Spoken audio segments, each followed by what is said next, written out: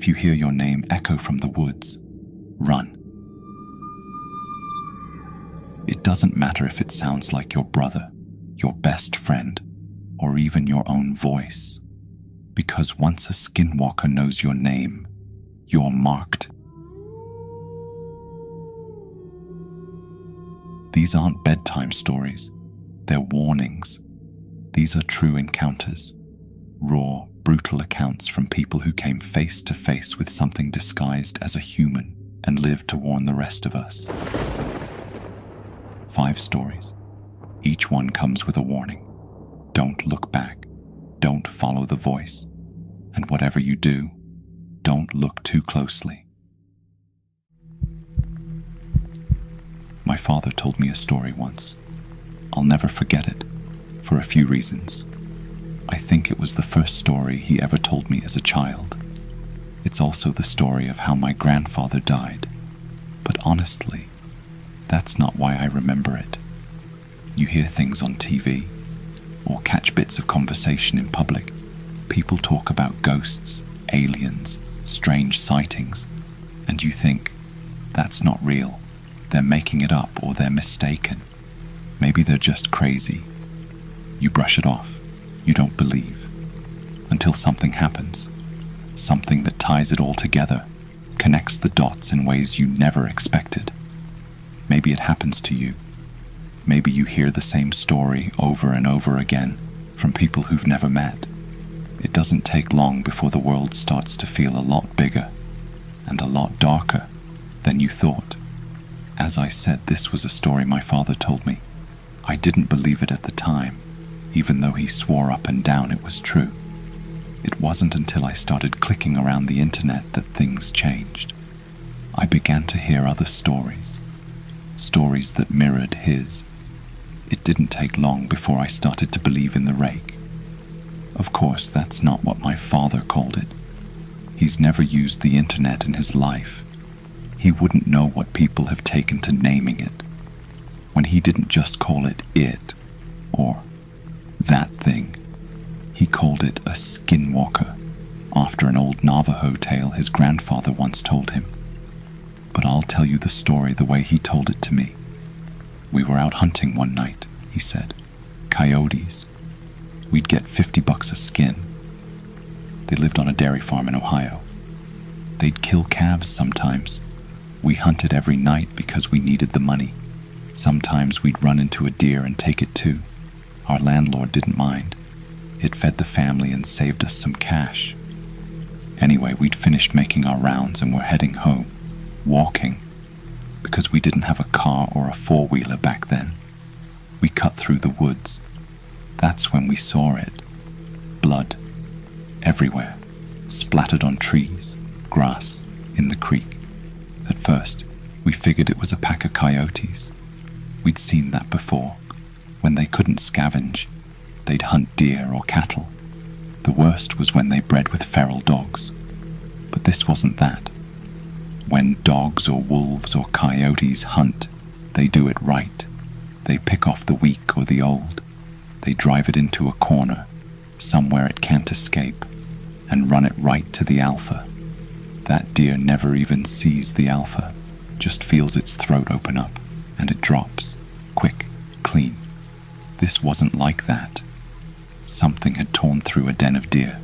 Coyotes don't do that. Wolves don't either. Too much risk. There were 3 bodies, I think, torn apart. A head here, a leg there, a torso somewhere else. No predator does that. This thing didn't kill to eat. It killed because it wanted to. They didn't know that at the time. They saw a slaughter and figured they had to take care of it. I remember Dad telling me to go home. Thought it was a pack of feral dogs. But he wouldn't leave. He damn sure wasn't walking 2 miles through the woods alone with nothing but a .22 and a pocket knife. Dad had the shotgun. I wasn't going anywhere without it. He was 13. That .22 was the only gun he could really handle. Took a while to convince him, but eventually we started tracking it. Wasn't hard. We just followed the blood. Either it bled a deer out before dragging it, or it dragged it while it bled. I don't know, but I'd never seen Dad scared before that night. They started hearing things. I've been in a lot of woods, he said, all over the world, but I've never heard sounds like that. Animals were screaming. Deer, foxes, rabbits, birds. Everything was terrified. It was past midnight, except for foxes and maybe an owl. Nothing should have been awake, but they weren't just awake. They were running. I saw birds slam into trees just trying to get out. We nearly shot a pack of coyotes before realizing they were running toward us. They blew right past without a glance. Then came the deer, then foxes, rabbits, even wild hogs. Animals that should have been tearing each other apart were all running the same direction. Away. We should have known. Should have realized whatever we were tracking wasn't something we were meant to find. It wasn't something we could kill. But they didn't turn back. Curiosity pushed them forward. Or maybe it was pride. His dad had always gone toward danger, not away. They reached a wide, open valley, an old soy field, long out of season, just empty dirt now. Tracks were everywhere from the animals fleeing the woods. But one trail stood out, a line of blood, untouched, like something had left it for them to find. The tracks were light. Whatever it was couldn't have weighed more than 100 pounds. But that didn't mean anything. A 40-pound bobcat once nearly tore my throat out. All it meant was, it was fast and hard to hit. They followed the trail. It led to an old schoolhouse on top of a hill. Half the building had been ripped away by a tornado years ago. Nobody lived there. Sometimes they found squatters or addicts. Maybe that's what it was, they thought. Some sick kid on a high. But they didn't think that for long. At 50 yards, we heard a sound, like a screech and a growl layered over each other. At 20 yards, it changed. Sounded like someone tearing paper while swinging water in a bucket. His father whispered a plan. Stay behind him. Let the thing corner itself. Any predator fights when cornered, but from the tracks, it looked like just one. They'd catch it off guard, shoot it, keep shooting until it stopped moving. If it got to his dad, the boy would shoot or stab it off him. So they moved in. I was just off to his side so I could see. I wish I hadn't. It was crouched over a carcass, tearing into it, throwing pieces aside. Blood coated the bricks, glistening in the moonlight. It was pale, white, human-looking, but not quite. Its arms and legs were human-shaped, but it sat like a monkey, hunched. Its hands were long, with claws. Dad hesitated. He wasn't going to shoot a person, so he cleared his throat, hoping it would turn around. And everything went still, dead quiet, not a single sound. And then, it screamed. It turned, shrieked, and leapt on him. His dad fired, missed, or it didn't care. The thing tore into him. The boy fired 5 shots with the .22, point blank. It didn't bleed, didn't react. He started hitting it with the rifle itself. Nothing. It ripped at his dad's chest, his face, his neck. It tore the flesh from his throat, ripped out his eyes, his jaw, the bones, the windpipe. Then it went for his ribs. I don't remember exactly how, but my dad's knife ended up in its shoulder and he ended up on my back. I was running, faster than I ever had, and it was behind me. He ran through the woods, not the way they'd come, but the opposite, toward the landlord's house, just half a mile away. I could hear it screeching, hear the trees cracking behind me, like someone was swinging an axe at everyone I passed. But I didn't look back. He hit gravel, looked up. The landlord and his buddies were around a fire. He screamed. They ran to him. "What is that on your back?" he asked. Then he saw the flannel shirt his dad always wore, what was left of him. Then they heard it. It was close. They They dragged him inside, locked the doors, grabbed their guns, and called the cops. Through the window, they saw it walk past the fire. One of them said it looked like an ape. That's the closest word he could find. Something flew through the window. They fired, but it wasn't the thing. It was the landlord's dog. Just the body, no head, no legs. They barricaded the house. Then came noise from the garage. The doors had been left open. They heard metal, glass, ripping, shattering. They pushed a couch and a TV in front of the garage door. Then, silence. Then, movement upstairs, shattering glass. Another scream, this time inside. They rushed to the stairwell, slammed the door shut just as it reached it. Its hand got through. Someone with a shotgun pressed the barrel to its wrist and pulled the trigger. The hand dropped, but it didn't stop. It clawed and shoved. The wood buckled. Suddenly, someone yelled for us to duck. The top half of the door exploded. Gunfire lit the hall. Splinters flew. I don't know where it went after that. The police came. I was still clinging to that door. It was morning before they got me to let go. He stayed in the hospital for a long time, barely spoke. When he came home, he worked for the landlord. They never talked about it. When he turned 19 and joined the army, the landlord shared a drink with him. He asked what the police had said.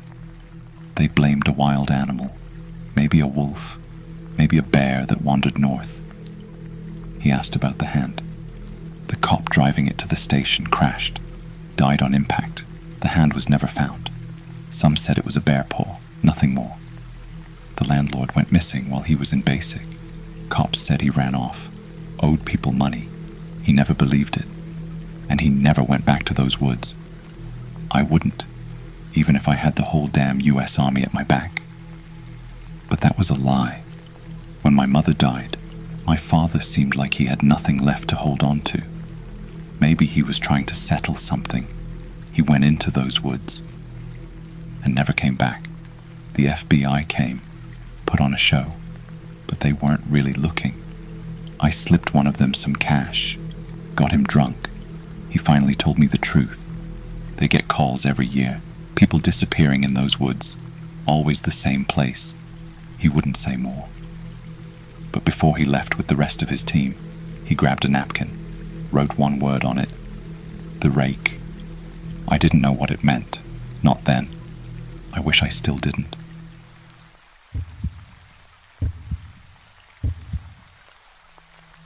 I don't know what to call this.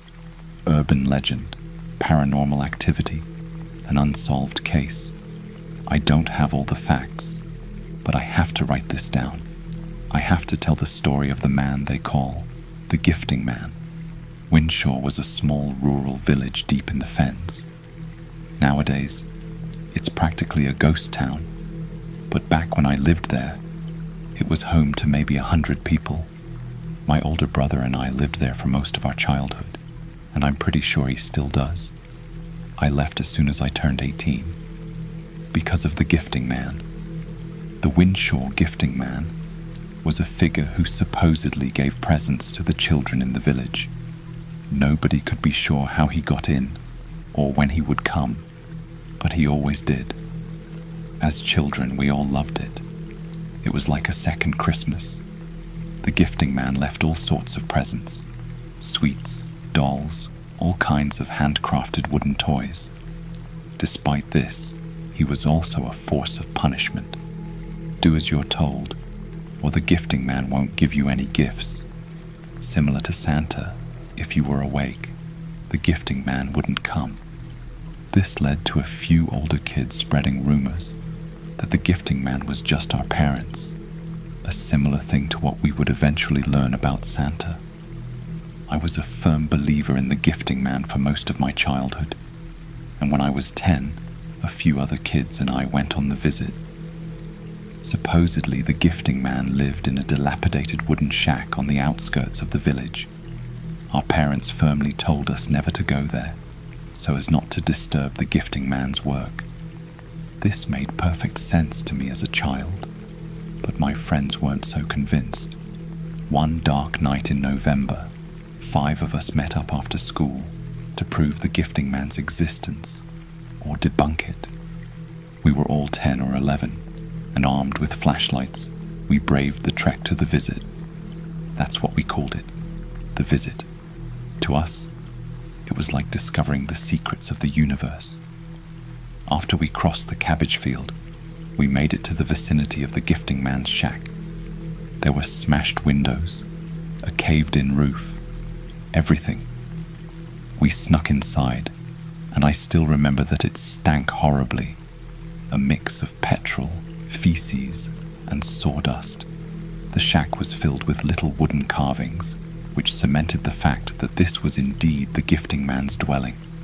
Beyond the shelves of toys and rusted tractor parts, there was a wooden door hanging slightly open.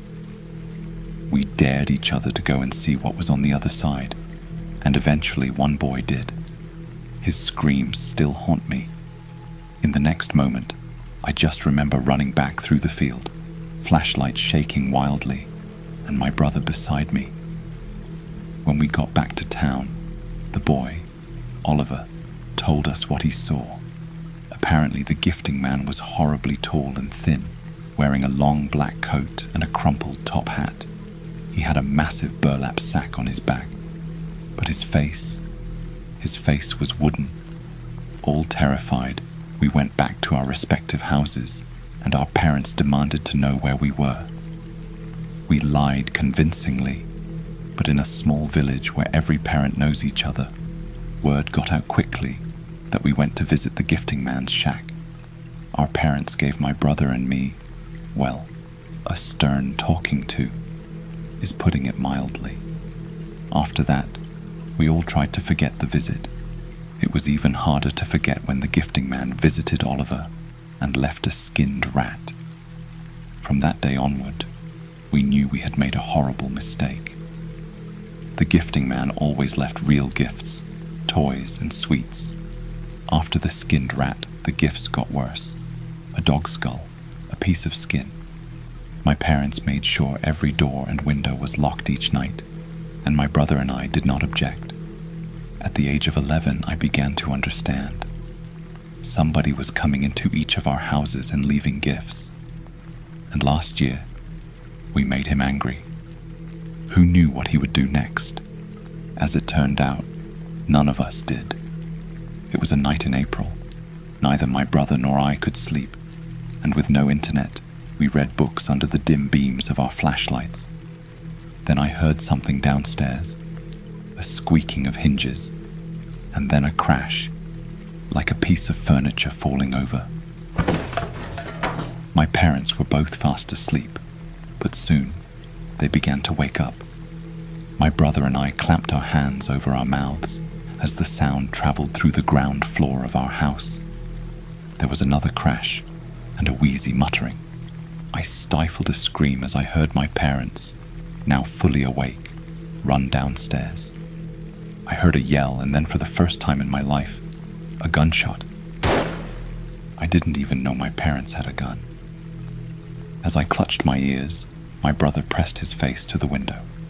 As he would later tell me, he saw the gifting man run away from our house on all fours. Our parents came in soon after and explained that a burglar had broken in. My brother and I knew the truth, but kept silent. In the morning, we went downstairs to find a rotting cat head on the kitchen floor. It was the head of our cat, Stumpy. She had been missing for weeks. On later inspection, the locks on our door had been completely broken off, expertly. Whoever had broken in had been doing it this way for years. In the days that followed, every adult in Winshaw had to attend some kind of meeting in the village hall. None of us kids were involved, but 1 or 2 managed to listen in and relayed to us what they'd heard. Something was planned at 10 p.m. that night, and it involved the gifting man's shack. We all made an oath to meet in the village center to see what would happen, and we did. At 10 on the dot, my brother and I snuck out into the streets. We had no worry about disturbing our parents. They were out, around a family friend's house. The 14-strong group wandered through the now empty streets. and we managed to catch a glimpse of another large group walking up to the gifting man's shack. We watched from afar as fire swallowed the old building. Quickly rushing back to our houses, we were soon greeted by our parents, who explained very simply and very sternly that a terrible fire had broken out in the gifting man's workshop, and he would not be leaving any more gifts for a long time. My brother and I were relieved, in a sense. For all of my teenage years, I wondered about the gifting man and who he really was. It was clear that whatever he was, ghost, skinwalker, or God knows what, was killed the night of the fire by all of our parents. If they all knew he lived up there and that he could easily break into our houses, why didn't they act sooner? There were so many questions and nothing made sense. I knew my parents. If I asked them anything, they would deny it. They were just those kinds of people. For various reasons I won't go into detail about here, I left Winshaw when I was 18. I never planned to go back, but I did. 10 years after I had last lived there, I returned to Winshaw. I was 28 now, and I had changed a lot. So had the village. The once bustling community had been reduced to maybe 60 people. I went to my old house first, where my brother still lived. After our dad died, Mum moved to a retirement home in the city, leaving my brother with the property. He didn't expect to see me back, but greeted me nonetheless. As he gave me a tour of the village and all that had changed, my eyes fell on the gifting man's old shack, or at least what remained of it. Now it was just a pile of burnt wooden planks and sheet metal. As if he knew what I was thinking, my brother immediately said, "Nobody goes up there anymore." He wanted to continue the tour, but my mind was still fixed on the gifting man. What if he was still alive? I kept asking questions but got no answers. Eventually my brother cracked. "Look, Mike, I don't know anything about that gifting man bullshit. I just want to put it behind me. We had a fucked up childhood because of that. If you really want to know about him, you can ask Mum." That was answer enough. He gave me the address of the retirement home she was in, and I left Winshaw as quickly as I came. Arriving at the retirement home, my mum didn't recognize me at first. However, as soon as she realized who I was, she was eager to talk. I felt a little bad, abandoning all my surviving relatives for a new life in the city, but now was the time for answers. As soon as I asked about the gifting man, her emotion changed. Nevertheless, she revealed the truth. The gifting man was once a carpenter and a locksmith on the side. He made little toys and trinkets in his spare time, giving them to the children of Winshaw. Everything changed when he was caught trying to kidnap a child from their home. Upon discovery, the parents shot him in the face, and a mob chased him out of town. He miraculously survived the wound and became a vagrant living in the old shack. It wasn't long before the parents realized the threat he posed. He could soundlessly break into any of their houses and do God knows what inside. They managed to make a deal with him. As long as he never hurt their children in any way, he would be allowed to leave gifts in their houses. And so, the gifting man was born, a way for parents to explain to their children where the wooden toys came from and what the sounds were in the night. Upon realizing this, I was angry. How could our parents willingly let this man into our houses? I voiced my frustrations, and my mum responded. Winshaw isn't like it is today. There were no police. We couldn't do anything. I could see her tears, but I had to continue. I asked why they didn't just kill him. It was clear she was about to burst into tears, and she did. "We can't kill him. He didn't die from a shotgun, and he didn't die when we all burned him down. I'm so sorry, Michael. The gifting man. He's like a child in a way. You speak to him sternly, and he does what he's told, to a point. Stumpy was the final straw. When we burned down his shack that night, it was supposed to kill him. Michael, he's not dead. She burst into tears again just as a nurse escorted me out of the retirement home. On the drive back to Windshaw, I started to reflect. Today, I had possibly destroyed my relationship with both my brother and my mum, all because of my obsession with the gifting man. I thought back to what my brother said. Maybe the gifting man has hurt me more than I thought. But that's why I have to do it. I have to put this all behind me by killing the gifting man for the last time. When I arrived back in Windshaw, my brother was more than a little displeased. His mild concern turned to outright shock when I wrenched my dad's old hunting rifle from beneath the floorboards. Mike, that whole gifting man thing has fucked you up. He's dead. Stop going on about it before you get arrested. His words carried little weight. Only one thing mattered now. Rifle in hand, I strode up to the burned wreck that was once the gifting man's shack. More was standing than I realized. Moving a sheet of corrugated iron out of the way, I stepped into the old shack, stopping for a moment to tape my flashlight to the barrel of my rifle. It was clear someone had been living here recently. Wooden carvings littered the floor, some old, some clearly newer. The stench of feces and sawdust filled my nostrils once more. Weaving past a chunk of collapsed ceiling, I came face to face with the door from the visit. It was just as it had been all those years ago, hanging slightly open. A strange sound could be heard inside, like someone using sandpaper on wood. I pushed the door open and stepped in. The room was squalid. Feces and blood stained the floor. Carcasses of dogs, cats, and other animals were strung along the walls, bellies slit, intestines hanging out. An empty burlap sack hung in the corner. At the far end of the room was a workbench. Crouched over it was the thing that had haunted my mind for 20 years. His back was hunched, and his limbs were unnaturally long. Horribly so. He wore a tattered black trench coat and a crumpled top hat, both crawling with insects. As my blood ran cold, his body let off a horrid crack as he turned his head to face me.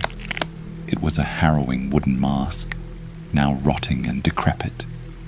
2 gaping eye holes, a slit for a mouth formed into a grin, and a long nose. I fired. Bolt up, bolt down. I fired again. I looked down on his horrible, gangling corpse. His face, now unmasked, was twisted and deformed, the left side still missing from that shotgun blast all those years ago, along with his nose and one of his eyes. Grabbing one of the burlap sacks, I dragged his body back to my brother's house. He ran at me and suddenly hugged me. "You fucking bastard," he said through gritted teeth. I could tell he didn't mean it. We dug a fire pit and tossed the gifting man's body into it. Grabbing a tank of petrol from my brother's garage, we set the body ablaze, watching it shrivel and decay as the sun slowly set. "I'm glad you did what you did, Mike. That fucker destroyed you and me." As the fire died down, we piled dirt onto the hole and went to sleep. I was awoken in the morning by my brother. His face was pale. He pointed out the window, toward the empty hole in the garden. A chill ran through me. I rushed downstairs and saw something on the kitchen table.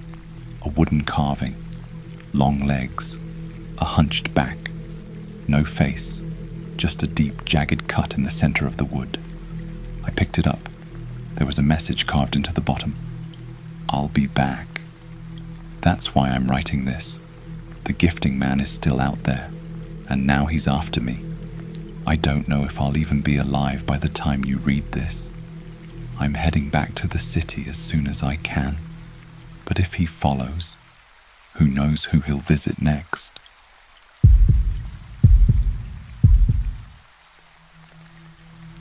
This story comes from close to a year ago. It was a cold, dark Pennsylvania night in Appalachia that still haunts me every time I peer into the woods. I live in northeast Pennsylvania. It's a mountainous region with many urban legends and stories of cryptids.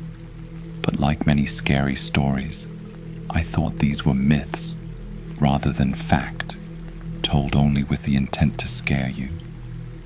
But now I understand that these stories are told as a forewarning. It was sometime in November 2022. The day was slowly coming to an end as the sun began setting behind the mountains. My buddy, who I'll call M, and I were out in the woods, getting packed up from hunting and trying to get out before the sun fully set. We were walking and talking, bullshitting the whole time, keeping an eye out for any buck we might be able to score before nightfall. All of a sudden, a doe ran out onto the trail. My buddy, thinking he was funny, charged toward the deer, but it didn't run. It just turned its head and looked at us. Something was off about this doe. It had human-like eyes that peered right through me. We screamed and kicked, trying to startle it, and after a couple of seconds, it finally walked off into the woods. We started walking again, brushing off the encounter as just a deer with brain damage. We walked for quite a while, and the trail seemed longer walking out than it did going in. It was almost like the trail had changed. Growing more and more impatient, Em and I started walking quicker, trying to get back to the truck, when we stopped cold in our tracks. Out of nowhere, we heard what sounded like a mountain lion scream, again and again, getting slightly closer each time. The silence between each scream was louder than the scream itself. The crickets and wind had seemingly vanished, but we had no reason to be scared, right? We had firearms. We would just shoot it. So, with uneasy feelings, we started walking, trying to make as little noise as possible, until we heard it again, right next to us. But there was nothing in sight, so we started booking it. I didn't look back, and the truck was in sight. I got to the truck, but M had the keys. I turned around, expecting him to be right behind me, but he was nowhere to be seen, except for the same ominous deer we had seen minutes before. My heart dropped. I was alone now, and this deer, this thing, was just staring at me with that same empty, human-like gaze. But thank God M had just run off the trail and taken the longer way back. We got in the truck, confused and uneasy, as this was not a normal occurrence. When I told this story to a friend, he informed me of skinwalkers and the Wendigo. To this day, I still believe we encountered a skinwalker.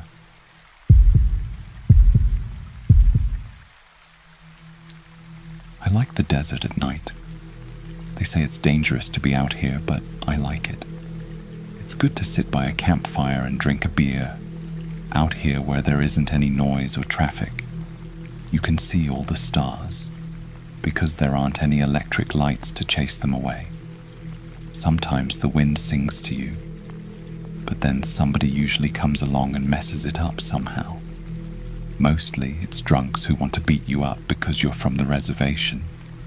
So when I heard pebbles shifting somewhere off to my left, the hairs on the back of my neck started to tingle, and my hand inched a little closer to my Bowie knife.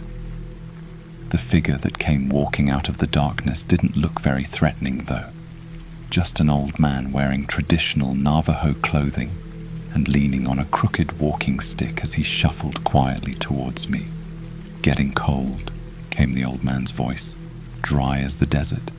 I expected him to say more, but instead he just sat down across the campfire from me, laying the walking stick casually across his lap. There was something about him that made me uneasy, and my apprehension increased when his hand vanished into a leather pouch that hung from his belt. But he pulled forth only a crumpled pack of cigarettes, holding them slightly towards me. "Smoke?" "Sure," I replied as my nerves began to relax.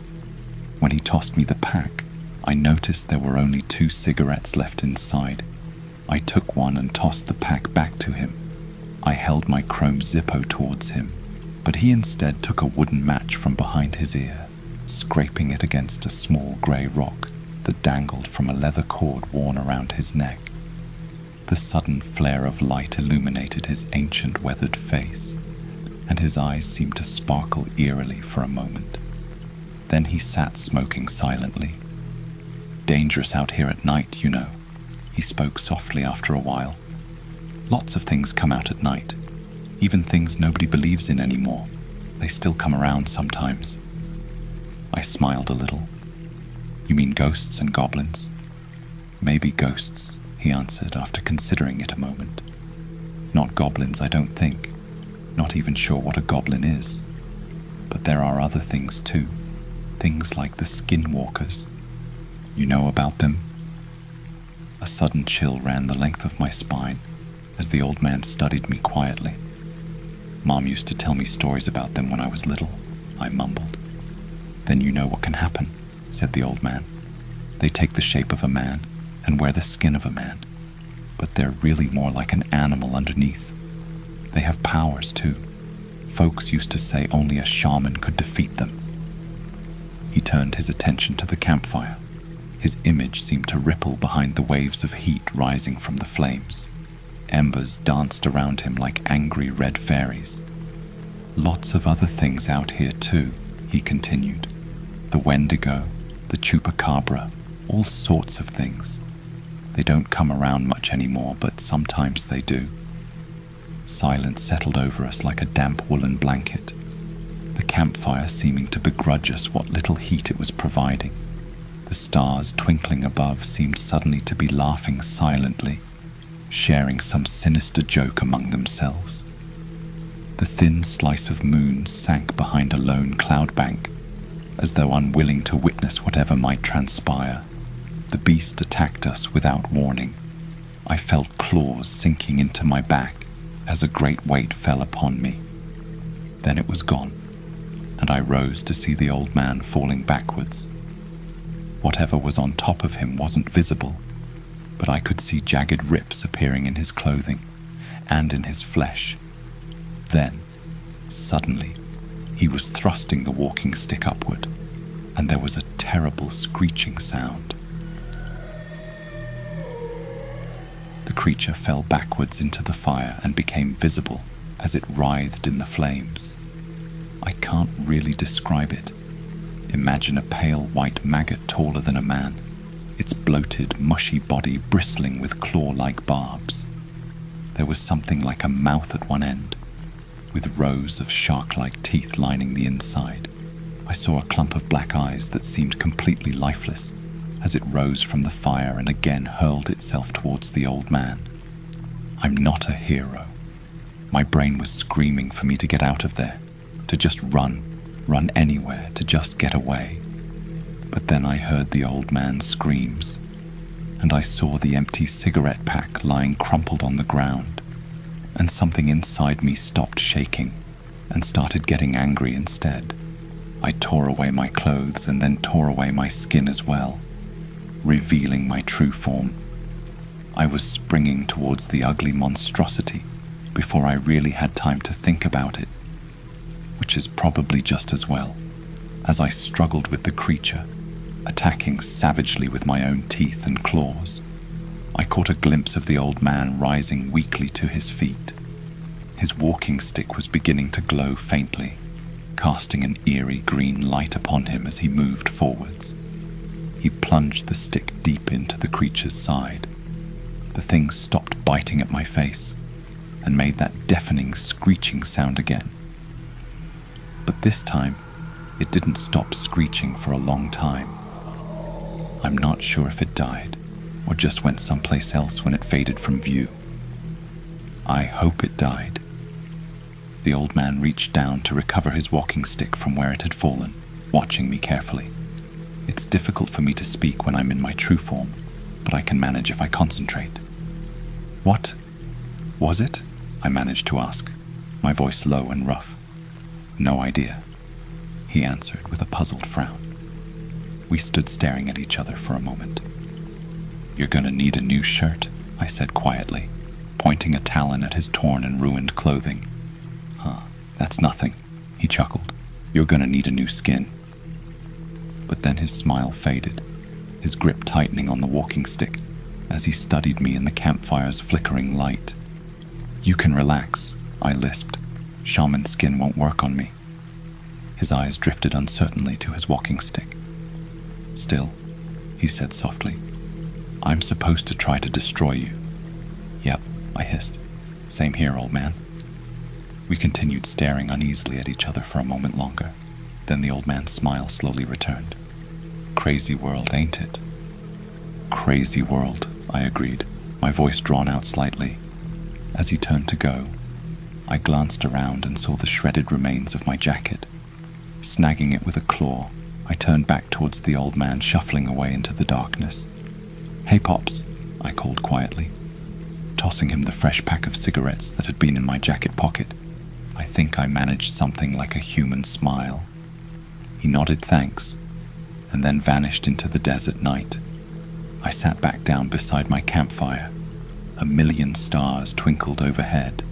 They say it's dangerous being out here alone in the desert, but I like it. Sometimes the wind sings to you, and all you can do is sing back.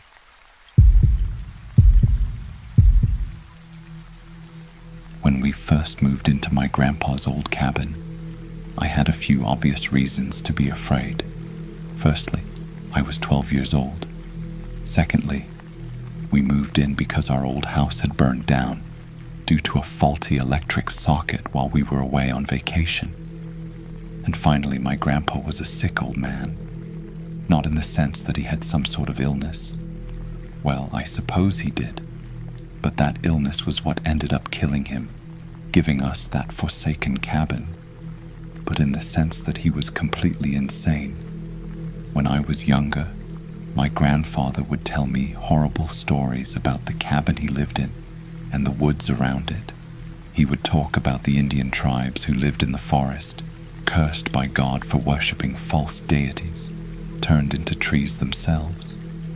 If you looked closely while not looking at all, my grandpa would say, you could still see the trees move and dance as the natives once did. And if you listened carefully while not listening at all, you might even hear them chanting to their false gods. I figured he was just crazy and trying to scare me from wandering off in the woods, or maybe trying to get me to go to church. But still, I was only 8 years old. Sometimes I'd see a branch twitch in the wind or hear a faint howl in the distance and wonder if it was one of the Indians he talked about. Of course, the stories didn't end there. He said the cabin had once been home to witches, a necromancer, a cannibal, at least 2 serial killers, and even a family of Satanists. To complete the illusion, he made up a tale about winning the cabin in a game of Russian roulette against one of the previous owners. These stories didn't truly scare me. They gave me chills when I thought about them too much, but I never really believed they were true, except for one. According to my grandfather, before the cabin was built, the land had been used for human sacrifices by the native tribes. They offered flesh and blood not only to their gods, but to creatures they believed lived in the woods. My grandfather said these beings had many names in folklore: Wendigos, the Jersey Devil, demons, White Walkers, the Goatmen. But he always called them Marcheurs de Peau, French for Skinwalker.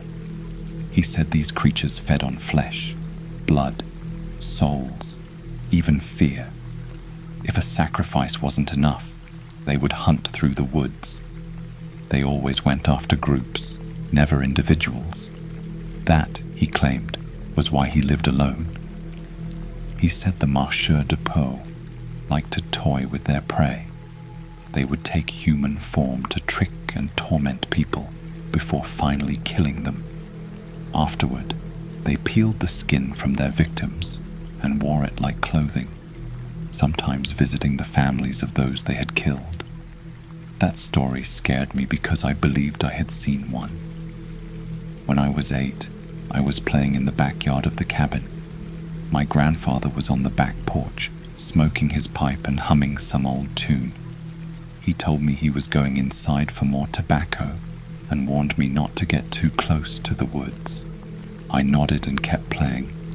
A few minutes later, the air grew cold and heavy. I smelled something like pennies. As it got stronger, I realized it smelled like blood.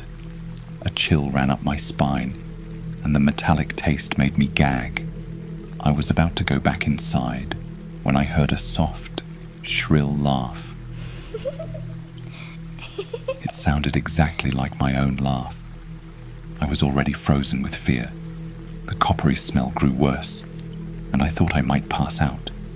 Then, out of the corner of my eye, I saw movement. I turned and saw a boy standing at the edge of the forest. I was almost relieved until I saw his eyes. They were completely white. No pupils, no irises, just solid white. My knees buckled, and my lips started to quiver when he smiled. He had no teeth, just black, rotting gums, and I could smell them from where I stood. He staggered forward, doubled over, coughing and gagging while laughing all at once. Then he bent backward, placing his hands on the ground, and stared at me from between his legs. I swear I heard his bones cracking as he began to crawl backward into the woods, still making that awful noise. That's when I passed out and wet my pants. I woke up to my grandfather gently shaking me. The smell was gone, and there was no trace of what I had seen. I told him everything, and he turned so pale he looked like the boy's eyes. He didn't say a word as he drove me home. I told my parents, and they said I must have fallen asleep and dreamed it. Eventually, I convinced myself that's all it was. It still haunted my dreams, but I chalked it up to my imagination and my grandfather's stories getting in my head. But then we moved into my grandfather's cabin. We had nothing to unpack. We'd lost everything in the fire. I was still uneasy about living there, even after convincing myself what I saw had been a dream. My parents let me watch some rented movies while they cleaned the cabin. Eventually, I fell asleep. I woke up on the couch, surprised I'd been out for so long. As I rubbed my eyes, I heard tapping at the front door. It sounded like fingertips knocking. I didn't know what it was, but I got up to check. Then I smelled it again, that thick, bloody scent I hadn't forgotten. It got cold fast. I could see my breath. My heart pounded, and that same chill ran up my spine. I felt like I was going to cry. Then the tapping stopped. The smell got worse. I heard coughing, gagging, and laughter, all mixed together beyond the door. My knees buckled. My lip quivered. I started backing away from the door, but I tripped and fell back onto the couch. Then I blacked out.